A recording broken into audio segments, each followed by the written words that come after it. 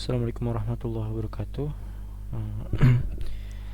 Teman-teman semuanya, apa kabar? Semoga sehat selalu ya. Di pertemuan kali ini pertemuan 5 ya. Setelah UTS, kita kembali melakukan praktikum lagi. Untuk pertemuan kali ini kita akan membahas seputar perulangan dan juga function ya. Sebenarnya perulangan itu masuknya itu di laporan awal pertemuan 4, tapi karena pas saya lihat itu ternyata materinya ini terlalu banyak gitu ya, jadi saya alihin di pertemuan 5 aja untuk perulangan. Jadi nanti di laporan awal pertemuan 5 kan cuma hanya function doang ya. Nanti jadi untuk pembahasannya pertemuan kali ini itu pertemuan 5 tuh perulangan dan juga function. Fungsi ya, fungsi JavaScript. Oke, kita bahas dulu di seputar perulangan. Bentuk perulangan di JavaScript sih sebenarnya umumnya itu ada 5 ya. Dan ya biasanya juga hampir semua bahasa pemrograman pun kurang lebih sama ya. Ada for each, repeat, while ataupun do while.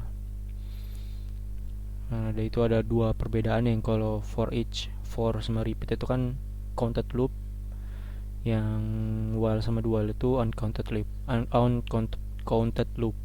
Maksudnya apa itu? Counted loop itu berarti dia terhitung ya. Maksudnya tuh kalau for itu jelas nih, i sama dengan 1, i kurang dari 10 gitu. Ya berarti i-nya itu berulang sampai 10. Itu ataupun sampai 9 ya. Kalau pakai sama dengan baru 10. Nah, yang uncounted loop ini, yang while sama do while ini, kenapa disebutnya itu? Sebenarnya bisa aja kan dia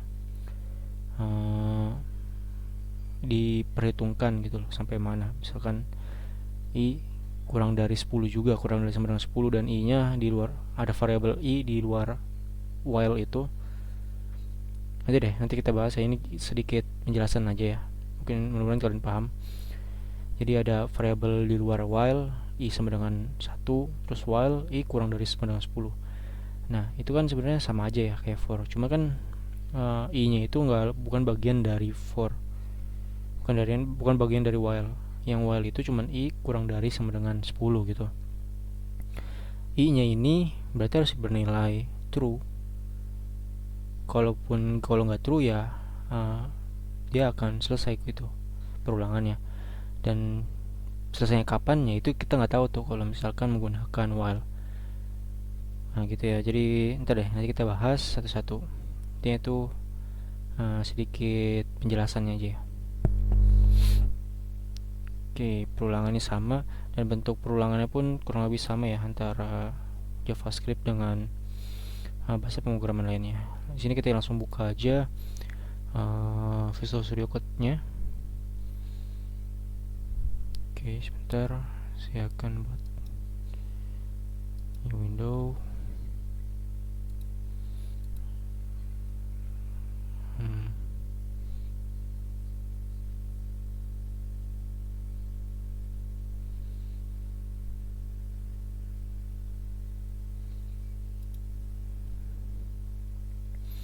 Oke, ini sudah dibuat ya. Nah, sekarang kita buat dulu sebuah folder baru. Folder baru di tempat kalian biasa simpan ya. Kalau saya kan di sini saya urutin ya, pertemuan 1, pertemuan 2, pertemuan 3 sampai pertemuan nanti pertemuan 4 ya, pertemuan 7 pun pertemuan 8 nanti. Oke, di sini kita buat namanya pertemuan 5 gini. Baru di Visual Studio Code-nya kita buka, open folder. Kalau saya sih biar cepet ya, saya copy path-nya aja. Oh, nggak bisa ternyata ya. Jadi harus manual, dokumen, kuliah, kuliah, lab 05 praktikum. Cuma 5 saya pilih di sini. Nanti menyesuaikan aja ya sama bahasa pemrograman kalian.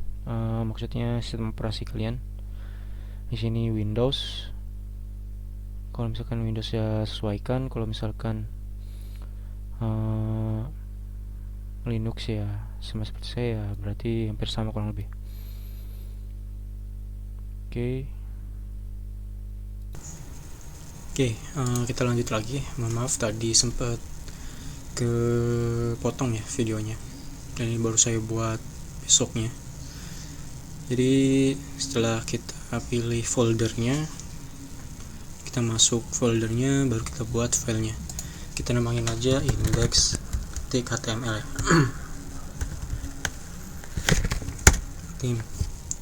Kita perbesar dulu biar kelihatan. Oke, cukup mungkin segini ya.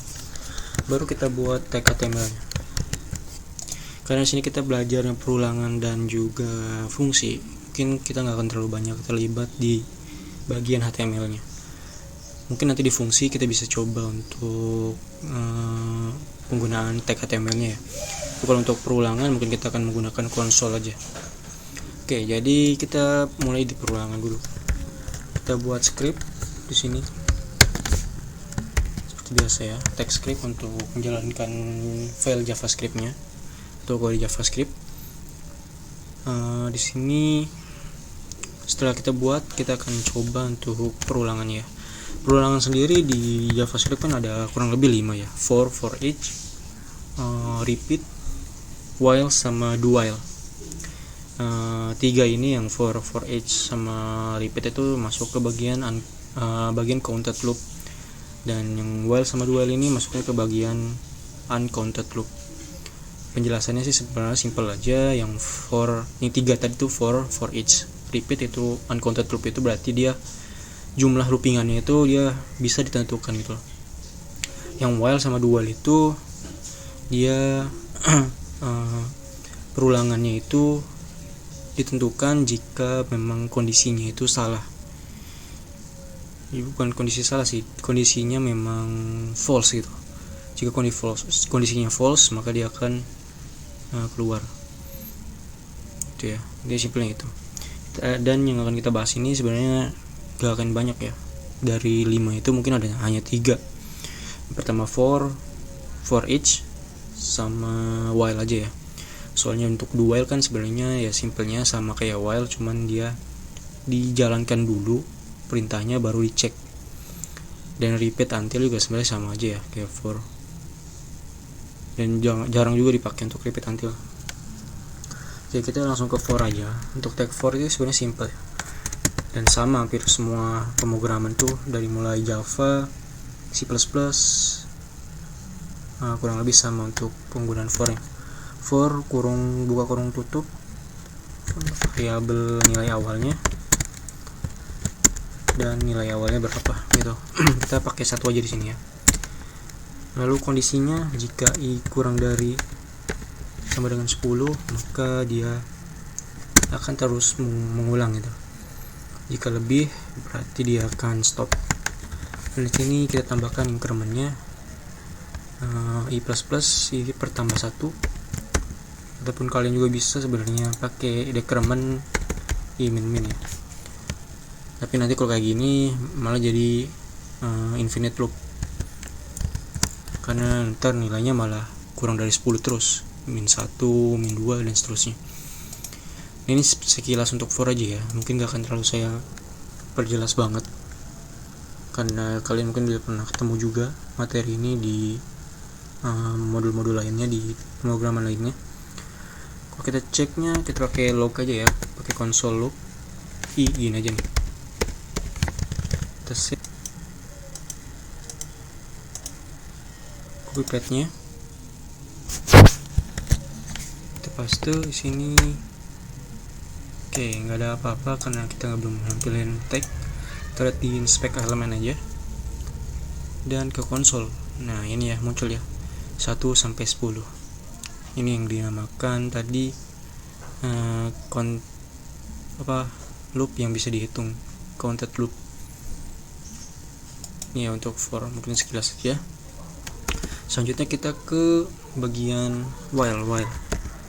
Kita untuk for each, nah nanti aja karena kita harus belajar array dulu. Ini while juga sama aja sebenarnya.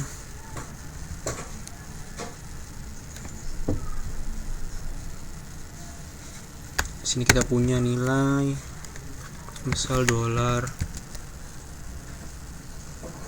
stop sama dengan true gini atau iya gini atau gini aja deh ya. Lanjut sama dengan y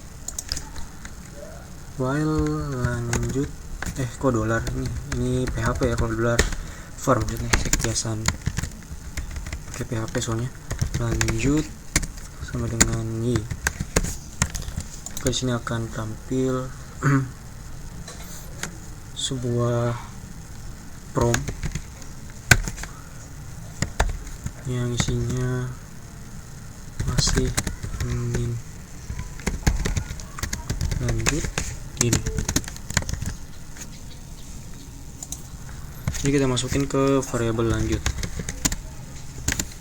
kita kasih parameter aja ya, sini y atau n gini. Kita save seperti ini, kita lihat di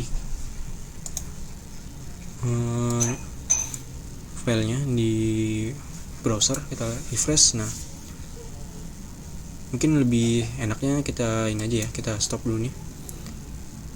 Kita kasih di sini console log aja ya, log lanjut.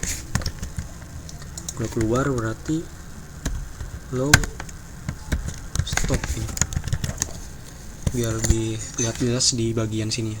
Kita refresh lagi. Nah, ini lanjut ya, masih ingin lanjut y. Oke, lanjut, ada 2 kali lanjut nih. Y lagi lanjut lagi. Kalau kita tulis n stop. Nah, ini ya yang dinamakan tidak dapat dihitung untuk perulangannya. Jadi perulangan akan terus lanjut selama user itu masukin nilai y, kecuali nanti udah sampai berapa, misal 53, dia nginputin n baru stop. Dan itu tadi dibilang perulangannya tidak bisa ditentukan. Ini ya untuk while. Maaf. Dan untuk while sebenarnya bisa aja sih kita pakein seperti ini ya. Ntar di sini tulis i sama dengan 1 dan i kurang dari sama dengan 10 dan seterusnya. Tapi untuk pemakaian while kurang lebih harusnya seperti ini. Ini ya. Nah, selanjutnya baru kita masuk ke bagian for each. For each ini sebenarnya kan perulangan untuk menampilkan isi dari sebuah array ya. Dan kita berarti harus belajar array dulu. Nah, array sendiri sebenarnya kan variabel biasa juga ya, cuman memang dia lebih banyak isinya gitu. Multi isi lah, jadi satu variabel itu bisa dapat beberapa isi. Contohnya apa? Jamak ya. Kalau kita tulis buah gini, var buah,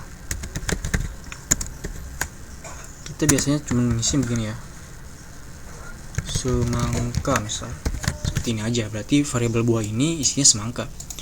Padahal kan ya buah kan nggak hanya semangka doang kan ya, mungkin bisa ada pisang, rambutan, jambu dan sebagainya. Nah, berarti buah ini nih, variabel buah ini sebenarnya jamak nih ya artinya ya. Nah, itu bisa kita simpan seperti ini, pakai kurung siku. Kita copy aja nih ya, kita cut, masukin sini, koma, apalagi pisang misal, apalagi misal jambu. Nah, ini ya, jadi si buah ini isinya tuh bisa ada semangka, pisang, jambu. Ibaratkan kalian punya sebuah box lah, sebuah box box itu namanya buah. Maaf. Nah, di box itu ada buah semangka, ada buah pisang, ada buah jambu gitu loh. Nah, cara kalian ngambilnya tuh gimana? Nah, kalian nggak bisa namanya cuman bilang log buah gini ya, log buah. Nanti yang akan ditampilkan ya semuanya, semangka, pisang, jambu. Atau bahkan di beberapa pemrograman tuh malah error, soalnya nggak ada indeksnya. Cara nampilinnya gimana? Ya udah, ibaratnya semangka ini ada di bagian ke 0 gitu, di sisi paling pojok. pisang ini setelah semangka, jambu setelah pisang gitu. Ya udah kalian munculin pakai indeksnya, indeks 0. Nah ya ingat ya, untuk array ini yang pertama ini nih ya, dimulai dari 0. Ini 1, ini 2.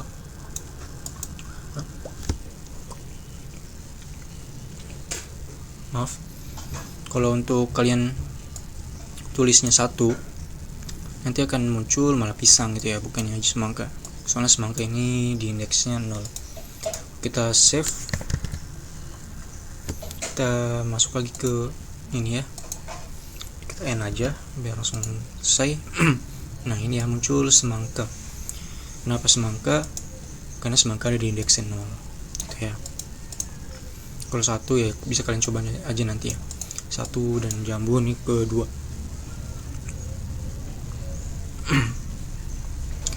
Oke, ini ya untuk variabel array.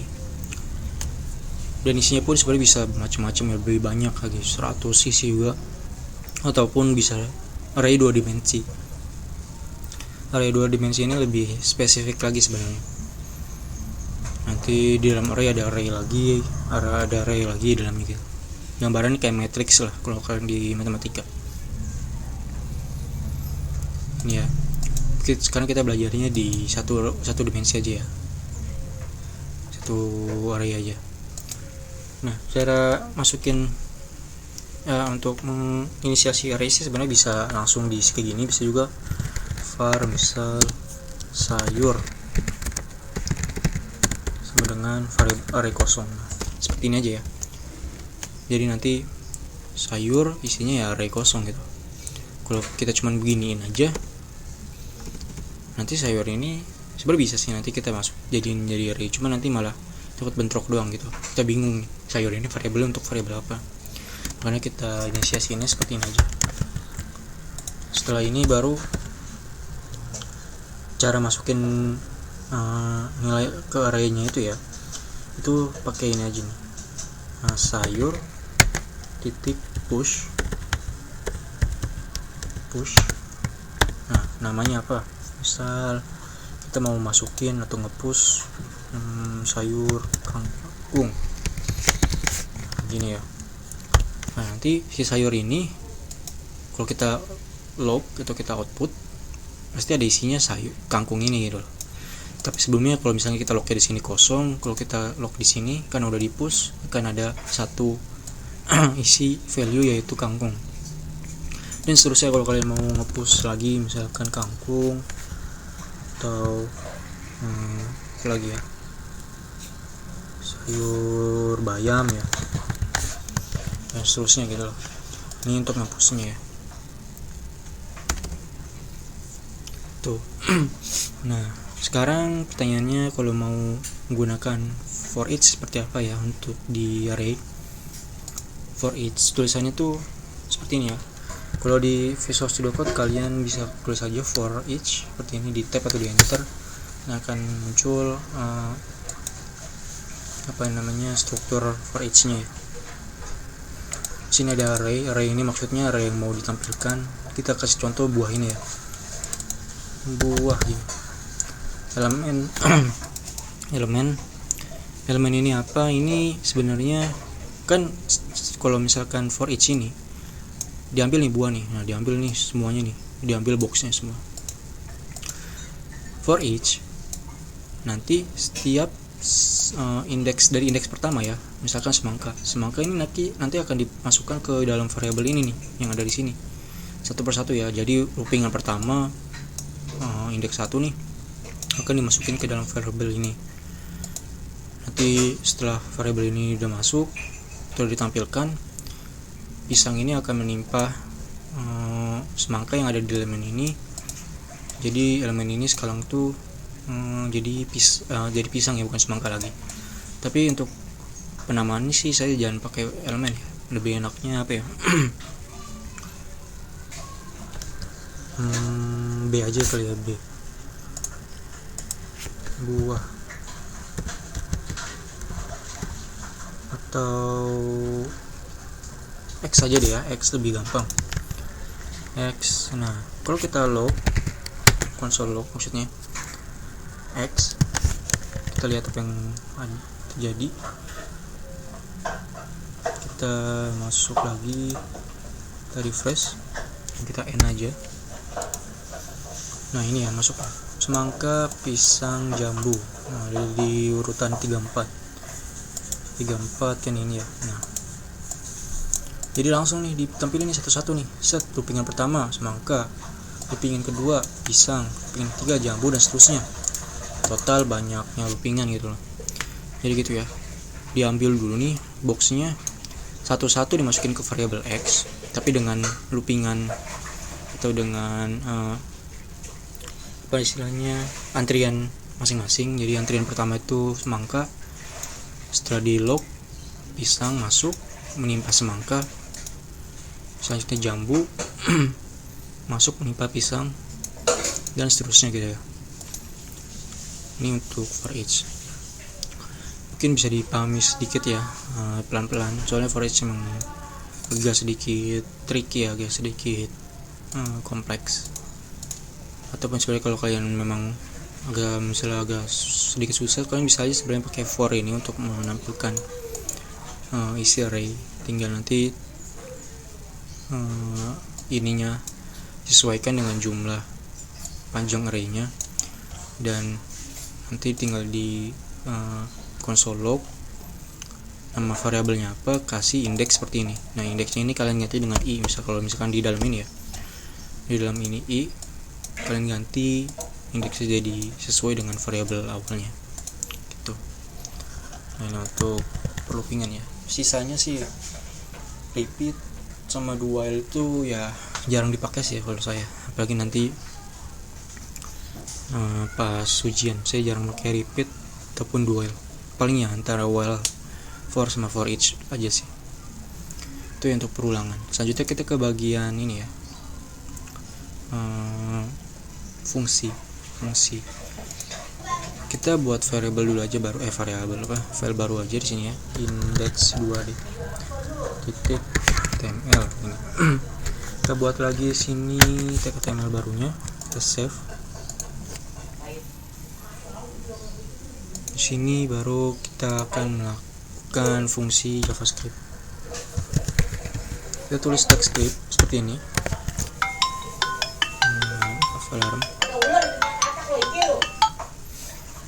Nah sini caranya tuh penulisan fungsi itu sebenarnya gini aja ya, function,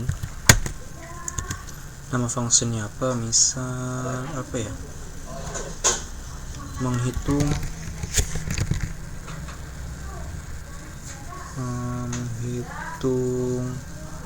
atau penjumlahan aja ya, penjumlahan ya. Ini seperti ini ya, penjumlahan. Nah ini function ya. Jadi di sini ada function, nama functionnya apa. Nah fungsi function ini sebenarnya ini ya, pengkodean biar nggak redundan, biar redundansi kodenya itu nggak berjalan banyak gitu ya. Pengulangan kode maksudnya, pengulangan kodenya nggak terulang banyak. Contoh ya, ini nggak apa-apa ya, kita biarkan aja, nggak akan error. Kita tulis kode di sini, misal A sama dengan 10, B sama dengan 2 gini. Hasil sama dengan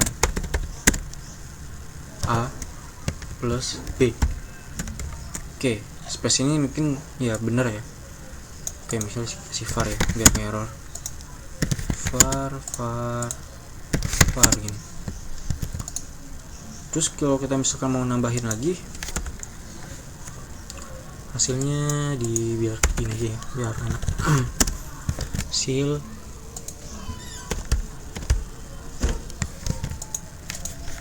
sini var atau A sama dengan 40, B sama dengan 10 gitu. Kita akan manggil hasil lagi, hasil sama dengan A plus B. Nah ini kan ada redundansi kode nih ya, kode ini sama kode ini kan sebenarnya sama aja sebenarnya. Nah ini bisa kita akalin dengan menggunakan function. Mungkin kalau sekarang sedikit mah ya nggak terlalu kelihatan, cuman kalau misalnya nanti kalian kerja di project yang lebih besar, function ini sangat-sangat berguna. Dan function sendiri kan sebenarnya udah ada ya. Contohnya apa? Nah, saya kasih contoh log. Nah, console.log ini sebenarnya sebuah fungsi nih, sama kan ya, tuh warnanya sama-sama kuning. Log ini sebenarnya juga fungsi yang mengantarkan parameternya apa gitu, misalnya ini kata ya tes misalnya. Jadi nanti di log ini tuh ada parameter tes akan ditampilkan di konsol gitu. Ini ya. Ada lagi misal alert. Nah, alert juga seperti konsol juga, konsol apa? Function juga nih. Cuman bedanya function ini sama function 2 ini. Function ini tuh udah function bawaan dari JavaScript. Yang ini function kita buat sendiri. Itu ya. Banyak function yang udah dibuat di bahasa pemrograman tertentu ya. Kita buat aja nih di sini. Kita kasih parameter A sama B ini. Return A plus B ini ya. Jadi untuk setiap function itu harus ada return ya, untuk menampilkan hasil dari fungsinya ini, functionnya ini. Jadi nanti kalau misalkan kita masukin dua parameter itu akan dijumlah dan akan dikembalikan ke fungsinya ini. Kita contoh, kita udah punya A dan B, kita punya variabel hasil. Variabel hasil ini sebenarnya kita komen aja, kita nggak perlu, kita juga nggak perlu. Kita tinggal console log penjumlahan dengan parameternya A dan B. Parameternya sebenarnya nggak harus A dan B ini ya, kalau yang di sini ya. Misal kalian tulis X, Y di sini, dan di sini harus X, Y juga ya. Nah, X-nya ini untuk yang di sini, Y ini untuk yang di sini ya. Nah, nanti baru pas sudah di sini tuh X ini berubah jadi A, Y ini berubah jadi B gitu. Nanti dihitung, dikembalikan. Itu ya. Sementara kita pakai sama aja A dan B. Console log seperti ini. Kita tinggal juga kita copy aja nih. Console log lagi. Nah, kalau kita refresh, kita end ya. Jambu pisang console log. Oke. Oh ya, ini belum kita ganti ya. Ganti jadi 2. Nah, ini muncul ya, 12 sama 50. 12 benar, 50 benar ya. Nah, ini fungsi dari fungsi itu sendiri ya. Fungsi dari function deh. Fungsi dari function untuk JavaScript. Penggunaannya sebenarnya nggak hanya untuk penjumlahan. Mungkin kalian mau menambah data atau segala macamnya, itu bisa yang pakai fungsi. Intinya fungsi dari function ini untuk lebih menyederhanakan kode, mengurangi redundansi data gitu. Itu ya. Dan sebenarnya var a ini juga bisa kita ituin nih. Bisa kita jadikan fungsi. Kita tulis aja di sini fungsi function nilai angka gini aja ya. A dan B lagi aja deh ya. Dan B tulis ini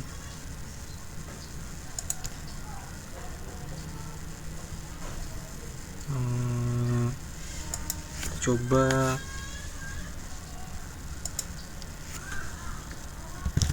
var A dan B gini.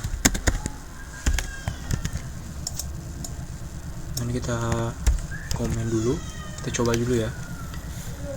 Kita tulis di sini berarti nilai ini dulu deh ya. Berarti di sini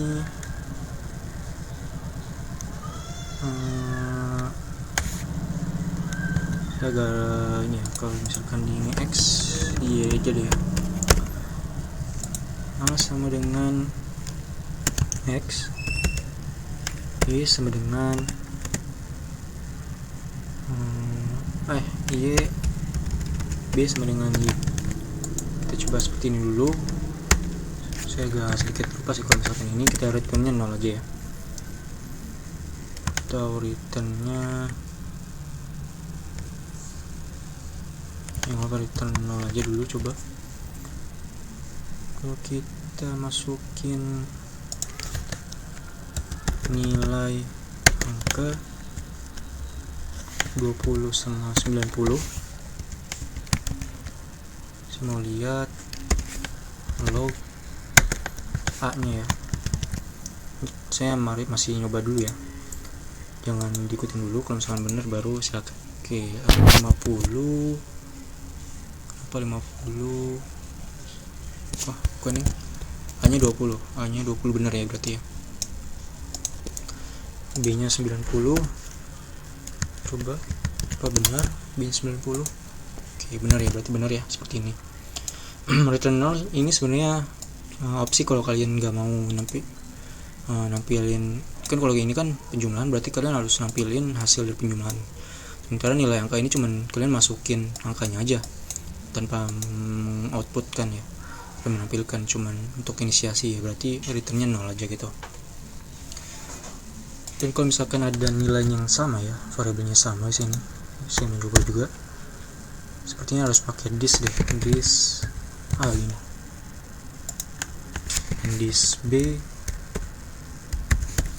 Saya mau coba kalau seperti ini apakah benar. Oh, define, berarti A nya tetap A, B nya tetap B mungkin ya. Coba, oh undefined juga ya, atau ini yang justru this. Oh nggak ada yang benar, atau seperti ini. Udah kita pakai itu aja dulu ya, yang X tadi aja supaya lebih enak. Jadi kalau misalnya kalian ketemu seperti ini ya, variabel ini agak diperbedain aja ya. Jadi nilai angka ini udah ada 2090, dan ini bisa kalian paste juga di sini, misal 30 10. Kalau kita save, kita coba, nah benar ya, 110 sama 40 ini. Jadi kodenya tuh lebih simpel, nggak banyak,